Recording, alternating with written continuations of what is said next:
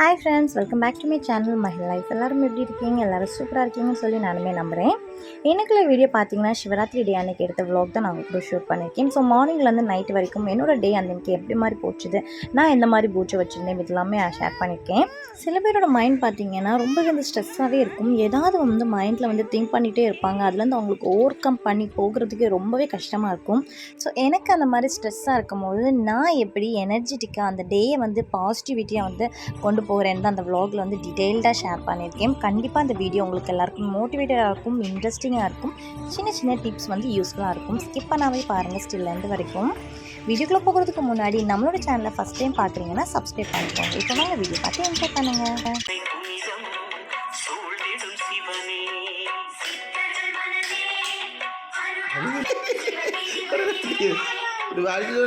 பாட்டு அடி நீ ஆடு.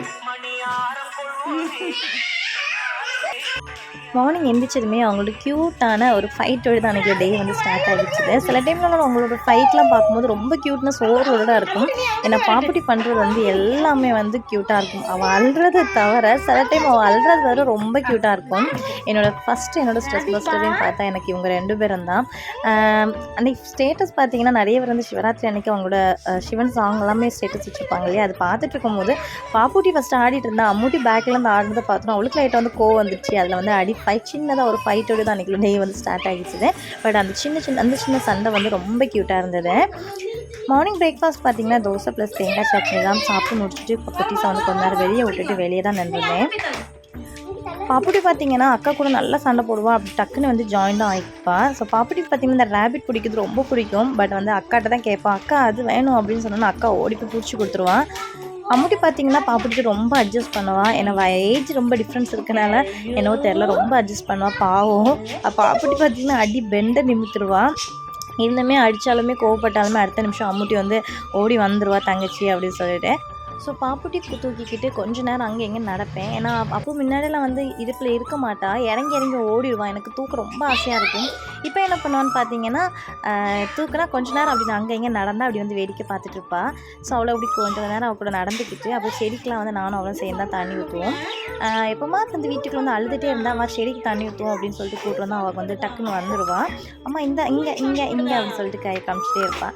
அது கூட வந்து பேக்கில் வந்து பேர்ட் சவுண்ட்ஸ் எல்லாம் கேட்கும்போது ரொம்ப வந்து மைண்ட் வந்து ரொம்ப பீஸ்ஃபுல்லாக ரொம்ப வந்து ப்ளசண்ட்டாக இருக்கும். எனக்கு ரொம்ப பிடிக்கும். அதில் லவ் பேர்ட் வந்து கச்சப்படி சவுண்டு போடுறது ரொம்ப அழகாக இருக்கும். சைடில் பார்த்தீங்கன்னா பாப்புட்டி ஃபஸ்ட்டே கேட்டிருந்தா, அக்கா எனக்கு ரேபிட் வந்து பிடிச்சிட்டா அப்படி சொல்லிட்டு ஃபைனலாக அம்மூட்டியும் பிடிச்சிட்டா. எப்போவுமே வந்து ஓடி திரிச்சு அங்கேயும் போய் பிடிச்சிடுவான். ஸோ கொஞ்ச நேரம் ரேபிட் கூட விளையாடிட்டு அப்படி வந்து ஸ்டார்ட் ஆகிட்டோம். என்னதுமா அது? கடலை மிட்டாயா? பாப்புட்டி பார்த்தீங்கன்னா கொஞ்சம் டிஃப்ரெண்ட். அவள் வந்து என்ன சாப்பிட்டாலுமே கிட்ட யாருக்காவது கொடுப்பா.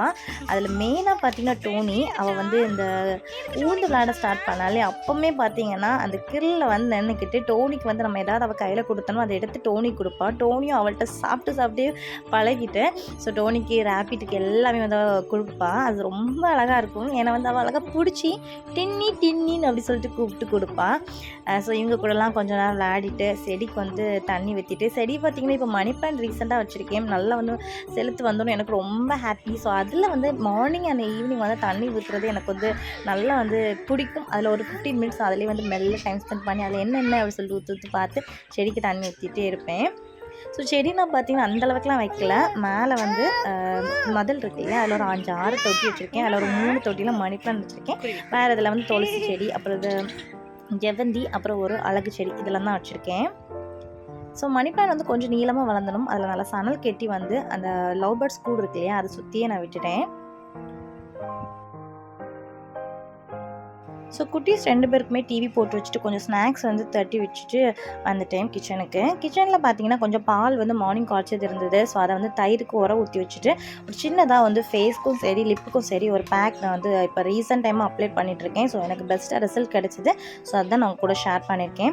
ஸோ லிப்புக்கு சுற்றி பார்த்தீங்கன்னா நல்லா வந்து புண்ணு ஆகிடுச்சிது, வெடிப்பு வந்து. ஸோ இப்போ வந்து இந்த சம்மர்னால எனக்கு வெயில் சுத்தமாக எனக்கு ஒத்துக்காது.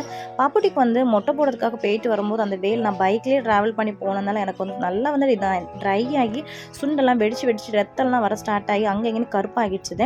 ஸோ இந்த பேக் தான் நான் அப்ளை பண்ணிட்டு இருந்தேன். எனக்கு வந்து நல்ல ரிசல்ட் கிடச்சதுனால அவங்க கூட ஷேர் பண்ணியிருக்கேன்.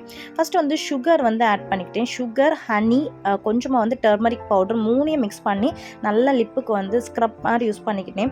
சுகர் வந்து நம்ம லிப்புக்கு வந்து நல்லா ஸ்க்ரப் பண்ணி கொடுக்கும். டர்மரிக் வந்து அதில் ஏதாவது வந்து பிளாக் இருந்துச்சுன்னா அதை வந்து ரிமூவ் பண்ணதுக்கு ரொம்ப யூஸ்ஃபுல்லாக இருக்கும். ஹனி வந்து நம்ம ஃபேஸ்க்கும் சரி நம்ம லிப்புக்கும் சரி நல்ல ஒரு மாய்ஸ்சர் மாதிரி தான். ஸோ அந்த 3மே மிக்ஸ் பண்ணி நல்லா லிப்பை வந்து ஸ்க்ரப் பண்ணி ஒரு 10 மினிட்ஸ்க்கு அப்புறம் வாஷ் பண்ணிட்டு வந்துட்டேன். நெக்ஸ்ட் வந்து ஒரு பேக்கு. ஸோ இந்த பேக்கில் வந்து கொஞ்சமாக டர்மரிக் பவுடர் நம்ம யூஸ் பண்ணால் நம்ம லிப்பில் உள்ள பிளாக் வந்து கொஞ்சம் லைட்னிங் பண்ணி கொடுக்கும். லெமன் வந்து லிப்பில் உள்ள பிக்மெண்டேஷனை வந்து நீட்டாக வந்து ரிமூவ் பண்ணி கொடுக்கும். நெக்ஸ்ட் கீ வந்து பட்டர், இந்த ரெண்டுமே வந்து சுண்டில் உள்ள வெடிப்பெல்லாம் சூப்பராக வந்து ரிமூவ் ஆகிரும். ஸோ அதையே வந்து நான் வந்து கண்ணுக்கு கீழே வந்து நான் யூஸ் பண்ணிக்கிறேன். எனக்கு கருவளையத்துக்கும் இது வந்து ஒரு பெஸ்ட்டான ஒரு ரெமெடி தான். ஸோ அப்ளை பண்ணிவிட்டு ஒரு 10 நிமிஷத்துக்கு அப்புறம் ஃபேஸை நல்லா வந்து வாஷ் பண்ணிட்டு வந்துட்டேன். நெக்ஸ்ட் வந்து ஒரு ட்ரிங்க் வந்து குடிச்சுப்பேன். இப்போ ரீசெண்டாக இல்லை, ஒரு 2-3 டேஸாக தான் நான் ஃபாலோ பண்ணிகிட்ருக்கேன். இது முன்னாடி வந்து நான் ரெகுலராக வந்து கேரட் பீட்ரூட் வந்து ஜூஸ் இன்டேக் எடுத்துகிட்டு இருந்தேன். ஸோ அதுக்கப்புறம் அப்படி விட்டுட்டேன். இப்போ பீட்ரூட் வந்து நிறைய வந்து இருந்தது, கொஞ்சம் சுருங்கிப்பே இருந்தது. ஸோ அது கூட்டு வைக்க கஷ்டமாக இருக்கும் இல்லையா? ஸோ அதனால் அப்படியே ஜூஸ் போட்டு எடுத்து வச்சுட்டேன். ஒரு 3 டேஸ்க்கு இருந்தது. ஸோ டெய்லி வந்து 1 கப் நானும் ஹஸ்பண்ட் வந்து எடுத்துக்கிட்டு இருந்தோம். ஸோ ட்ரிங்க்ஸை வந்து குடிச்சிட்டு வந்து சாதத்தை வந்து ஃபஸ்ட்டே ஊற போட்டிருந்தேன். அதை எடுத்து வச்சுட்டேன். நெக்ஸ்ட் வந்து இன்றைக்கி வந்து கத்திரிக்காய் போட்டு தீயல் மாதிரி கொஞ்சம் கட்டியாக காரமாக சமைச்சிக்கலாம் அப்படின்னு சொல்லிட்டு தான். ஸோ கத்திரிக்காய் வந்து நீல வாக்கில் கட் பண்ணி கொஞ்சமாக எண்ணெயில் வதக்கிக்கிட்டு கொஞ்சம் தண்ணி தெளித்து நல்லா வந்து வேக வச்சுட்டேன் ஒரு சைடில். இன்னொரு சைடில் வந்து தேங்காய் வந்து வறுத்தரைச்சி தான் இன்றைக்கி பண்ண போகிறோம். அதுக்கு வந்து ஒரு அரை முடி வந்து தேங்காய், ஒரு 15 வந்து சின்ன வெங்காயம், 10 பல் பூண்டு, ஒரு கத்து வந்து கருவேப்பிலை போட்டு நல்லா வந்து வதக்கி விட்டுட்டு நல்லா வந்து கலர் சேஞ்ச் ஆனதுக்கப்புறம் தான் 2 டேபிள் ஸ்பூன் ஆயில் விட்டு அதையும் சேர்த்து நல்லா வந்து பிளாக் கலரில் வரதுக்கு வறுத்துட்டேன். நெக்ஸ்ட்டு வந்து கேஸ் ஆஃப் பண்ணி விட்டு அந்த சூட்டிலேயே வந்து தேவைக்கு வந்து வரமிளகா, மல்லித்தூள், மஞ்சள் தூள் மட்டும்தான் ஆட் பண்ணி நல்லா ஒரு பேஸ்ட் மாதிரி எடுத்து வச்சுக்கிட்டேன். கொஞ்சம் தண்ணி விட்டு அரைச்சி. நெக்ஸ்ட் இன்னொரு கடையில் கொஞ்சமாக வந்து எண்ணெய் ஆட் பண்ணி கடுகு, கருவேப்பிலை போட்டுட்டு ஒரு 10 சின்ன வெங்காயத்தை நீலவாக்கில் அரைஞ்சி வச்சுட்டேன். அதையுமே ஆட் பண்ணி நல்லா தாளிச்சதுமே நம்ம அரைச்சி வச்சுருக்கோம் இல்லையா, அந்த பேஸ்ட்டையும் ஆட் பண்ணி கொதிச்சு லைட்டாக அங்கெங்கே பபிள்ஸ் வந்ததுமே நம்ம வந்து குக் பண்ணி வச்சுருக்கோம் இல்லையா கத்திரிக்காய், ஸோ அந்த கத்திரிக்காவை ஆட் பண்ணி தேவைக்கு உப்பு போட்டு நல்லா கொதிக்க விட்டுற வேண்டியதான். ஸோ இந்த கேப்பில் வந்து பாப்புட்டி அழுதுட்டு கிடுகிடுன்னு ஓடி வந்தால், ஸோ அவளை எடுத்து அந்த கவுண்டர் டாப்பில் உட்கார வச்சு கொஞ்சம் கருப்பட்டி காப்பி கொடுத்து இப்போ பழக்கிட்டு இருக்கேன். ஏன்னா பாப்புட்டி வந்து சுத்தமாக பால் வந்து குடிக்கவே மாட்டாள். ப்ரூ வந்து நம்ம ப்ரூ காஃபி குடித்தோம்னா கொஞ்சம் காஃபி கேட்பா, பட் காஃபி கொடுக்கறது நல்லதில்லை அப்படின்னு சொல்லிட்டு கருப்பட்டி காப்பி பழக்கம் அப்படின்னு சொல்லிட்டு வந்து இப்போ ரீசெண்டாக வந்து கருப்பட்டி காப்பி வந்து கொடுத்துட்ருக்கேன். ரொம்ப குடிக்க மாட்டாள், ஒரு 1/4 கப்பு கொஞ்சமாக குடிப்பாள். ஸோ அவளுக்கு கொடுத்துட்டு இந்த சைடில் பார்த்தீங்கன்னா நல்லா கபன்னு சொல்லிட்டு நல்லா வந்து கொதிச்சிச்சு. நல்லா கொதிச்சதுக்கப்புறம் மெயினே பார்த்தீங்கன்னா தீயலுக்கு ஒரு சின்னதாக ஒரு வெல்லம் வந்து ஆட் பண்ணணும். அப்போ வந்து டேஸ்ட்டு வந்து கொஞ்சம் இனிப்பும் காரம் கொஞ்சம் கடுப்பு இருந்தாலும் போய் சூப்பராக இருக்கும். ட்ரை பண்ணி பாருங்கள்.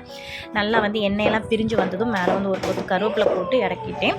ஸோ இது கூட வந்து அப்பளம் வச்சு இருந்து சாப்பிட்டா சூப்பராக இருக்கும். ஸோ எக்ஸ்ட்ரா வந்து கூட்டெல்லாம் அன்றைக்கி ரெடி பண்ணலை. குக்கிங் ஒர்க்கெல்லாம் முடிச்சதுக்கப்புறம் வந்து வீடெல்லாம் பெருக்கிட்டு மாப் போடலாம் அப்படின்னு சொல்லிட்டு மாப் வந்து தர்ஸ்டே தான் போட்டிருந்தேன். ஸோ இன்றைக்கி வந்து பிளெயின் வாட்டர் வச்சு லைட்டாக வந்து தொடச்சி எடுத்துக்க போகிறேன். ஸோ இதுக்கு இடையிலே வந்து பாப்புட்டி பார்த்திங்கன்னா அதுக்கு உள்ளே வந்து ஒரு ரவுண்டாக இருக்கும், அதுக்குள்ளே கை விட்டு விளையாடிட்டே இருப்பாள். ஸோ எப்போவுமே வந்து ஏதாவது ஒரு கூடயே நின்று ஏதாவது ஒரு சேட்டை பண்ணிகிட்டே தான் இருப்பாள். ஸோ அப்படியே வந்து அவள்கிட்டயே பேசிகிட்டே வந்து ஏதாவது ஒரு வேலை செஞ்சுட்டே இருப்பேன். ஸோ நம்ம இப்படி ஏதாவது ஒரு வேலை செஞ்சுட்டே இருந்தாலே நமக்கு தேவையில்லாததை வந்து நம்ம மைண்டில் வந்து திங்க் பண்ணுறதுக்கு வரவே செய்யாது. எப்போவுமே நம்ம வந்து ஒரு பிஸியாகவே நம்ம இருக்கணும். எப்போவுமே ஃப்ரீயாக இருந்தால் தான் நம்ம எதையாவது பற்றி திங்க் பண்ண வேண்டியதாக இருக்கும். நம்ம வந்து எப்போவுமே வந்து நம்ம வந்து என்கேஜாகவே இருந்தாலும் நமக்கு வந்து எந்த ஒரு தேவையில்லாத சிந்தனையும் நம்ம மைண்டில் போகவே செய்யாது.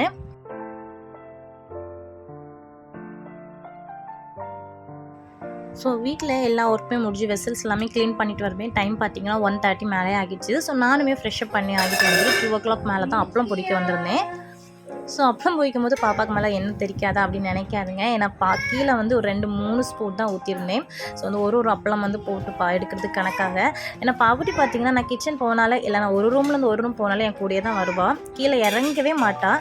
ஸோ அவளுக்கு வந்து பசிக்க ஸ்டார்ட் ஆகிடுச்சுது. அம்மூட்டிக்கு வந்து பசிக்குதுன்னு சொல்லிட்டா. ஸோ ஒரு வழியே இல்லாமல் தான் அவளை தூக்கி வச்சு பொரிக்க வேண்டியதாக ஆகிடுச்சுது. ஸோ ரொம்ப கேர்ஃபுல்லாக தான் நான் பார்த்துக்கிட்டேன். நெக்ஸ்ட்டு பார்த்தீங்கன்னா பாப்பாவுக்கு வந்து இப்போ வந்து ரீசெண்டாக வந்து அவளே தான் அள்ளி சாப்பிடுவாள். நம்ம அள்ளி கொடுத்தா சுத்தமாக சாப்பிட மாட்டாள். ஒரு பிளேட்டில் போட்டு கொடுத்து கிட்ட உட்காந்துருந்தானா கொஞ்சம் சிந்தி அவளே சாப்பிடுவாள். குட்டிஸை பொறுத்த வரைக்கும் நம்மளே அள்ளி வந்து ஃபோர்ஸ் பண்ணி குத்தி அமுக்கிறதுக்கு அவங்களே வந்து எடுத்து சாப்பிட்றது தான் பெஸ்ட்டு. ஸோ குட்டீஸை பார்த்திங்கன்னா எப்போவுமே வந்து அவங்களுக்கு விருப்பத்துக்கே சாப்பிட விட்டுறணும். ஆனால் வந்து கண்டிப்பாக வந்து அவங்களுக்கு வயிறும் நிறைஞ்சிருக்கணும், அதையும் நம்ம பார்த்துக்கணும். பட் நான் அம்முட்டியை பார்த்திங்கன்னா நான் எப்போவுமே வந்து நான் அள்ளி கொடுத்து அவளை பழக்கவே இல்லை. ஒரு ஸ்டேஜ்க்கு மேலே நானே அவளை அள்ளி சாப்பிட வச்சு நான் கிட்ட தான் உட்காந்துப்பேன். சிந்தி அவளே வந்து சாப்பிடுவாள். இப்போ வரைக்கும் நான் அவளுக்கு அள்ளி கொடுக்க மாட்டேன், அவளே தான் அள்ளி சாப்பிட்டுட்டா. அதே போல் தான் பாப்புட்டியுமே பழக்கினேன். ஏன்னா நம்ம வந்து எப்பப்போ ஒரே மாதிரி இருக்க மாட்டோம். நமக்கு வந்து சில டைம் நம்ம வேலைக்கு போயிருந்தாலும் குட்டீஸ் வந்து அவங்களே வந்து சாப்பிட படிச்சிருக்கணும். அம்மா வரணும், அம்மா அள்ளி கொடுக்கணும்னு சொல்லிட்டு நம்மளை வந்து எதுவுமே வந்து டிபெண்ட் பண்ணியிருக்கக்கூடாது. அம்முட்டி அதே போல் தான், எதுவுமே என்னவா டிபெண்ட் பண்ணியிருக்க மாட்டா. அவளே வந்து படிப்பா, அவளே வந்து எல்லாம் மடிச்சு வைப்பா, அவளே நீட் பண்ணுவா, அவளே வந்து அவளுக்கு தலை வந்து கட்டிப்பா, அவளுக்கு ட்ரெஸ் அவளே வந்து மடிச்சு வைப்பா. இதே மாதிரி எல்லாமே வந்து அவளுக்கு ஓன்லி நான் வந்து விட்டு பழக்கினதுனால எனக்கு இப்போ அம்முட்டி வந்து அந்த எதுவுமே வந்து பயப்படணும்னு அவசியமே இல்லை. எல்லாமே அவளே பார்த்துப்பா. ஸோ பாப்புட்டி பார்த்திங்கன்னா அம்முட்டி போட்டுட்டு இருந்தா இல்லையா கோலம். ஸோ அதனால் அவளுமே கோலம் போடணும் அப்படின்னு சொல்லிட்டு சைடில் இருந்து அவளும் அடிச்சு கோலம் போட்டுருந்தா. அம்முட்டி வந்து பெர்ஃபெக்டாக போடுவாளான்னு இல்லை, பட் அவள் போடுறது அழகாக இருக்கும் அவளோட ஏஜுக்கு. ஸோ பாப்புட்டி பார்த்திங்கன்னா ஒரு கைப்பூடி எடுத்து வச்சு தேய்ச்சிட்டே இருந்தா. சரி ஓகே, அவளை வந்து இப்போ கண்ட்ரோல் பண்ணால் கண்டிப்பாக வந்து அழ ஸ்டார்ட் பண்ணிடுவா. சரி ஓகேன்னு சொல்லிட்டு அவளுக்கும் ஒரு செட்டே கொஞ்சமாக வந்து மண் கொடுத்துட்டோம். ஸோ இன்றைக்கி பார்த்திங்கன்னா ஒரே வத்தி குச்சியில் வந்து 3 விளக்கும் ஏற்றணும் அப்படின்னு சொல்லிட்டு தான் ஏற்றிருந்தேன். ஃபைனலாக ஏற்றி முடிச்சிட்டேன். அது ஒரு ஹாப்பி. ஸோ இந்த வருஷம் வந்து கோவிலுக்கு போகலை. சிவராத்திரிக்கு வந்து வீட்டில் இருந்தால் நான் வந்து சாமி கும்பிட்டுருந்தேன். பட் ரொம்ப ஹாப்பியாக ரொம்ப சாட்டிஸ்ஃபேக்ஷனாக சாமிக்கு வந்து பிடிச்ச வில்வ இலையை வச்சு மாலை கட்டி தான் சாமி கும்பிட்டுருந்தேன். பிரசாதம் நெய்வேற்றும் அப்படி எதுவுமே வந்து சைடில் இன்றைக்கி பண்ணலை. வெத்தலை, பாக்கு, பழம், அப்புறம் வந்து எலுமிச்சை பழம், தண்ணீர் வச்சு தான் வந்து நான் சாமிக்கு வந்து வேண்டியிருந்தேன். ஸோ பாப்புட்டி வந்து தூங்க வச்சுருந்தேன். கரெக்டாக பூஜை வைக்கும்போது நானும் பூஜைக்கு வரேன்னு சொல்லிட்டு அந்த மாதிரி எழுந்திரிச்சிட்டா. எழுந்திரிச்ச நேரத்துலேருந்து அழுதுகிட்டே தான் இருந்தால். அவள் தோளில் போட்டு தட்டி குடிச்சிட்டு தான் வந்து நான் பூஜை வச்சுருந்தேன். மைண்டு ஃப்ரீயாக இருக்கிறதுக்கு, நம்மளோட சிந்தனைகள் எங்கேயுமே போகாமல் இருக்கிறதுக்கு நம்ம வந்து மெயினாக பண்ணுறது பார்த்திங்கன்னா சாமி கும்பிட்றது. டெய்லி வந்து நம்ம வீட்டை நம்மளால் முடிஞ்ச அளவுக்கு க்ளீனாக வச்சுட்டு குளிச்சுட்டு கையோடு வந்து சாமி கும்பிட்டு ஏதாவது ஒரு பத்தியோ சாம்பிராணியோ எல்லா ரூம்லேயும் வந்து காமிச்சிட்டு நம்ம சாமி கும்பிட்டு பாருங்கள். அவ்வளவு மைண்டு வந்து ரொம்ப வந்து ஃப்ரீயாக இருக்கும். எந்த ஒரு நம்மளுக்கு நெகட்டிவ் திங்கிங் நம்ம மைண்டில் போகவே செய்யாது. அது மட்டும் இல்லை, நம்ம வீட்டில் எப்போவுமே வந்து ஒரு பாசிட்டிவ் வைப் வந்து இருக்கும் டெய்லி. ஸோ அதனால் கண்டிப்பாக டெய்லி உங்களால் முடிஞ்ச அளவுக்கு வீடை வந்து நீட்டாக வச்சுக்கோங்க. நெக்ஸ்ட்டு டெய்லி குளிச்சுட்டு சாமி கும்பிட்டு சாமிக்கிட்ட 5 நிமிஷம் மனசு விட்டு பேசுங்க. ஸோ இது எனக்கு கிடைச்சதுக்கு ரொம்ப தேங்க்ஸ். இது எனக்கு கிடைக்கல அப்படி சொல்லிட்டு உரிமையாக கோச்சு கொடுங்க. ஸோ டெய்லி நீங்கள் சாமி கும்பிட்டாலே போதும், உங்கள் மைண்டு வந்து நல்ல ப்ளசண்ட்டாக நல்லா ஃப்ரீயாக இருக்கும். அது மட்டும் இல்லை, வீட்டில் இருக்க நெகட்டிவ் வைப் எல்லாம் போய் நல்ல வீடு நல்லா பாசிட்டிவாகி வீட்டில் வந்து ப்ராப்ளம்ஸ் எல்லாம் கம்மியாகும், நல்ல மன நிம்மதி கிடைக்கும். கண்டிப்பாக நீங்கள் ட்ரை பண்ணி பாருங்கள்.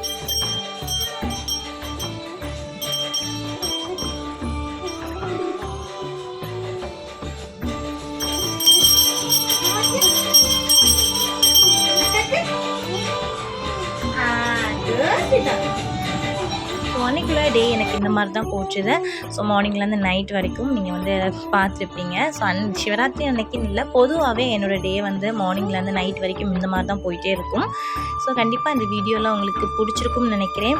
பிடிச்சிருந்தா சின்னதாக ஒரு லைக் கொடுங்க, என்னையும் மோட்டிவேட் பண்ண மாதிரி இருக்கும். உங்களுக்கு மைண்டில் என்ன தோணுதோ கீழே கமெண்ட்டில் ஷேர் பண்ணுங்கள். ஸோ ஏதாவது நான் அதில் மிஸ்டேக் பண்ணியிருந்தா சாரி. அதுவுமே உங்களுக்கு இது பண்ணுங்கள், இது பண்ணாதுங்க அப்படின்னு சொல்லிட்டு கீழே கமெண்ட்டில் ஷேர் பண்ணுங்கள். ஓகேவா? நெக்ஸ்ட் இன்னொரு இன்ட்ரெஸ்டிங்கான வீடியோ ஒரு vlogல வந்து உங்களை பார்க்குறேன். அது வரைக்கும் பாய்.